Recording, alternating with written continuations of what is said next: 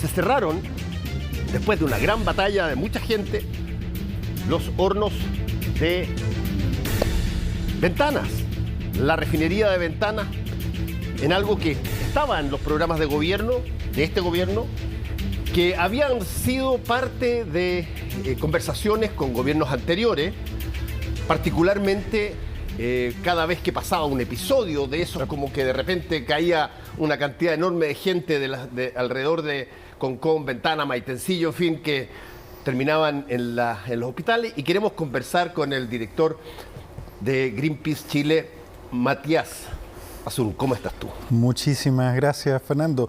Son 13 años hablando de este tema contigo, la verdad. Así sí, que es verdad. Ahora, buen día. ¿Esto es una buena noticia a tu juicio? Sin duda es una buena noticia. La chimenea de Ventanas es un monumento a la destrucción del medio ambiente y un monumento a la contaminación y a la vulneración de derechos de cientos de miles de personas. Hay que recordar que esa chimenea... hay que recordar que Quintero Puchuncaví es la cuna del surf en Chile. Era un balneario precioso. Nuestros abuelos visitaban esa zona como una zona de alto valor de turismo, una zona pujante, ¿no? Que hoy día está estigmatizada como una zona de contaminación brutal, justamente por las condiciones que tiene, por la bahía que genera y que produjo que se instalara esta tremenda fundición funcionando a carbón, que requería entonces la construcción de un puerto, y como había un puerto, rápidamente entró más carbón y más carbón, y una termoeléctrica y otra termoeléctrica y otra termoeléctrica y otra termoeléctrica más, aprobada incluso ilegalmente, ¿no? La última, Campiche. Entonces la verdad es... Y esto cruzando como 3 o 4 gobiernos, digámoslo, porque esto no es una cosa... 3 o 4 presidentes, más o menos uno. Desde las primeras protestas ocurrieron en torno al final de la década de los 70. Sí. Es decir, esta que es digamos, el epicentro de la contaminación en Chile. La definición de zonas de sacrificio inició en este lugar y luego se extendió cuando vimos lo que realmente estaba pasando en Huasco, en Coronel, en Mejillones, por ejemplo, y hoy día incluso a Tiltila, a Calbuco, que se hace cargo de la basura salmonera. Nos hemos ido dando cuenta que este es un fenómeno que se repite, pero que supone básicamente algo muy ingrato, y es que la inversión se piensa barata al principio, con la menor inversión posible al principio, y la maximización de costos. Y eso es justamente lo que nos llevó a construir una fundición, una refinería, una operación química, un proceso de cementos melón, una termoeléctrica y otra termoeléctrica y otra termoeléctrica y otra termoeléctrica más, hasta considerar en total 19 procesos industriales tremendamente tóxicos justamente en este lugar. Entonces, no hay nada que resista, ¿no? Más aún cuando las propias empresas durante años se negaron a evaluarse ambientalmente. La fundición hasta el día de hoy no tuvo nunca resolución de calificación ambiental. Nunca hubo un estudio de contaminación y de efectos sinérgicos en lo que realmente estaba ocurriendo. Ese es un punto interesante porque, si bien entiendo, la ley en torno a la refinación exige en Chile que tú... tires al aire, digámoslo así, tires al aire el 5% de lo que vas a refinar. El 95% se supone que se refina. Así es. Lo que es curioso, hasta cierto punto... Que fue muy costoso perdón que te interrumpa, pero que fue un proceso muy costoso y en el cual se obstinaron distintos ministerios, Ministerio de Salud, ¿te acuerdas? El 2012, cuando Jaime Mañalich amenazó con cerrarle, nunca se atrevió, y finalmente lo que se terminó haciendo es produciendo más filtros, y entonces era un plan de descontaminación. Costaba millones de dólares y llegábamos recién al 95%. Tal cual, y que era lo que decía la ley. Ahora, lo que es curioso, Matías, es que tú tienes refinería en Europa, por ejemplo, en Alemania, que tiran al aire el 2%, o el 1%. El 1% o menos. O el 1%. ¿Qué hacen ellos para estar, además, en un sitio probablemente mucho más achoclonado que nosotros? ¿Qué hacen ellos para que eventualmente tengan la capacidad de poder refinar más con menos daño, digamos? Lo que hacen es invertir $1.000 millones que Codelco no tiene y que no podemos disponer para una operación que además ha venido perdiendo dinero durante los últimos años, ¿no? Entonces, En la práctica no era rentable económicamente, no era ¿qué es el costo de una nueva fundición, por cierto? $1.000 millones era el costo de hacer todo desde cero, ¿no? Por lo tanto, en términos prácticos, que hoy día se estén apagando los hornos responde a una doble dinámica. Por un lado, responde a un compromiso económico, por así decirlo, de coherencia, sobre todo con la estructura tan compleja de financiamiento que tiene Codelco, que requiere pasar por el Congreso, hacer proyectos de ley especiales. Es muy difícil planificar una operación minera cuando tienes ese nivel de incertidumbre. Lo han reconocido todos los sectores políticos quienes están a cargo. Por lo mismo, entonces, hay que cuidar la billetera fiscal. Sumado a eso, el problema de la contaminación y sumado a eso también el problema de que el presidente efectivamente se había comprometido a terminar con las zonas de sacrificio y en ese sentido este es un paso en la dirección correcta. Sin embargo, durante las últimas semanas hemos visto que más de 700, desde marzo en adelante, en marzo ni siquiera hizo frío, solo cambiaron un poco las condiciones atmosféricas y de marzo a la fecha hay 740 personas que han recibido asistencia médica o que han requerido asistencia por problemas respiratorios en la zona. Sobre todo durante el mes de marzo, pero también hasta la semana pasada, todos los días hubo episodios en los cuales el sistema de alerta ambiental estuvo en rojo. Y hay que recordar que como resultado en rojo quiere decir el aire no es respirable. Y cualquier condición atmosférica podría agravarlo. El único día que no estuvo en rojo el sistema fue el 15 de mayo porque hubo más viento. Es decir, el medio ambiente fue particularmente generoso disipando los contaminantes. Déjame hacerte una pregunta hipotética, suponiendo que se pueda hacer. Sí. Imagínate que mañana, en cada una de las fundiciones que hay en Chile, de cobre, por ejemplo, sí, en cada una de ellas, se mide si es que se cumple o no se cumple con la ley del 95%. ¿Cuántas estarían dentro de lo que efectivamente vale? Sin ser experto, yo me atrevería a decir que ninguna. ¿Ninguna? Yo me atrevería a decir que ninguna, sin ser experto.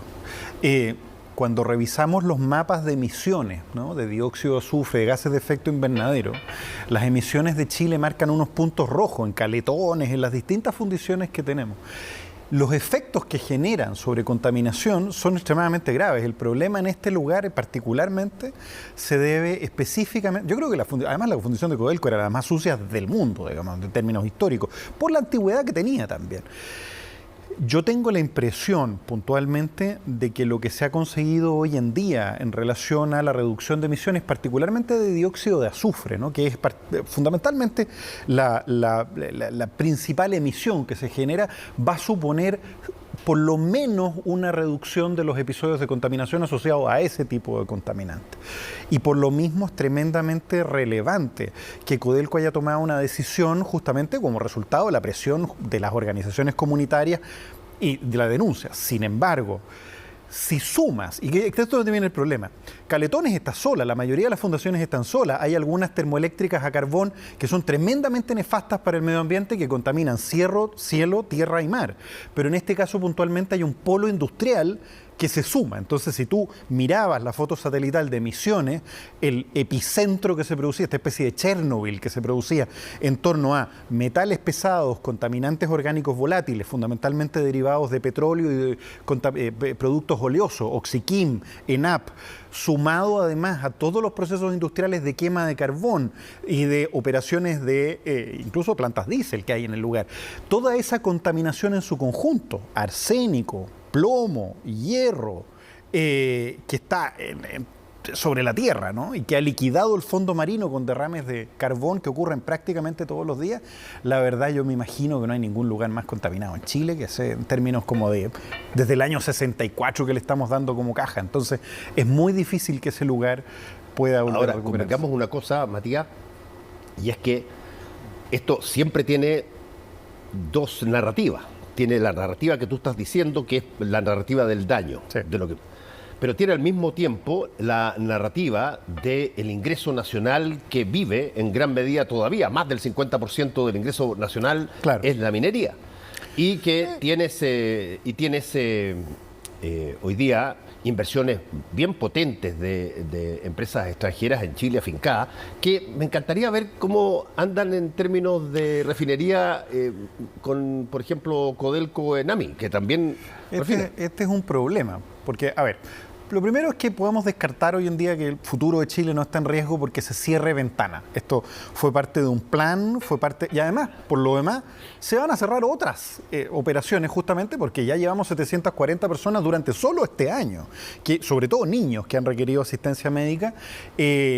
Lo dice el propio decreto de emergencia sanitaria que autoriza además a las autoridades a tomar medidas al respecto, y el viernes pasado la Corte Suprema emitió 2 fallos haciéndole caso al Instituto Nacional de Derechos Humanos y a varias organizaciones más, y un segundo fallo haciéndole caso fundamentalmente a las organizaciones locales, particularmente a las Musosares, a las mujeres, a la Catalonso, a la gente que lleva años peleando ahí, justamente para exigirles que a las autoridades tengan la disposición a ejecutar los fallos de la Corte que no se han cumplido. Recuerda que desde el último fallo que ocurrió el año 2019, después de los episodios de contaminación del 2018, se condenó al Estado de Chile a tener un monitoreo de las variables ambientales que estaban contaminando y también a establecer un sistema de monitoreo de salud y a evitar que futuros eventos siguieran ocurriendo, y siguen ocurriendo básicamente todos los días. Todos los días el semáforo está en rojo, todos los días hay preemergencia en Quintero Puchuncaví. No hay emergencia porque la gente desarrolló tolerancia, ¿no? Entonces, el fallo de la Corte es extremadamente duro, establece incluso medidas punitivas y llama a la Corte de Apelaciones a hacer cumplir el fallo a rajatabla, lo que significa en términos prácticos que hoy día las autoridades de salud y el Ministerio de Medio Ambiente podrían recibir sanciones desde una amonestación hasta una reducción del salario o hasta la remoción de funciones por 4 meses. Es decir, la Corte Suprema les dijo, hagan su trabajo a las instituciones. Entonces, quiero transmitirte en relación a esto para responder tu pregunta. Lo que se está haciendo acá es cumplir la ley. No solo no se pone en peligro la economía del país, se cierra esta fundición, porque además hay un plan laboral, sino también derechamente lo que se está diciendo es esto corresponde. Lo que vamos a ver justamente es el cierre de otras actividades productivas en la región. Te lo puedo asegurar, van a seguir ocurriendo episodios de contaminación ambiental, salvo que alguien se ponga realmente los guantes, haga el trabajo y aplique la ley. Y lo que la Corte Suprema les está diciendo es, o lo hacen o los castigo. Siempre pueden salir ideas creativas medias histriónicas, pueden parecer. Poner más medidores, dices tú. Poner más medidores. No, que el Ministerio de Minería y las principales empresas se vayan donde están las refinerías y que vivan ellos, sus hijos, los colegios y todo, la situación que viven las personas, a ver qué pasa. A ver qué pasa. Estaría lindo eso, ¿no? Estaría lindo. Colapsaría la industria porque los gerentes de las industrias de NAP, de la caja pagadora, que siempre ha sido NAP justamente para favores políticos, o del caso de Oxiquim, ¿no? Son los mismos gerentes detrás de las salmoneras, detrás de las mineras que destruyen glaciares, son los mismos directorios, están todos cruzados, las 7 familias, todo. Así que estaría bien, bueno, aprovechar de hacer un tour ahí por las caletas de pescadores artesanales, por los lugares que están contaminados con los ríos convertidos de metales pesados, estaría bien. Ahora, Matías, convengamos en una cosa, cuento aparte, pero convengamos una cosa. Estamos en una situación donde yo por lo menos no recuerdo, te lo tengo que confesar, yo tengo 67 años, o sea, harto. No recuerdo nunca que se haya tratado con tanta frecuencia el tema medioambiental como hoy. En todo orden de cosas, en todo, desde que se recrimina a determinadas empresas por contaminar, hasta la lógica que empiezas tú a verla en la publicidad crecientemente, de cómo te empiezan a ti a vender con lógica, con venta, con criterio de hay un cliente que le importa el medio ambiente y por lo tanto prefiere determinadas cosas antes que otras. Sí. Y, por cierto, está todo lo que tiene que ver con los, llamémoslo así, las consecuencias de 30, 40 años, donde hemos visto un país que tenía arbolitos preciosos en un momento dado y de repente desaparecen todos.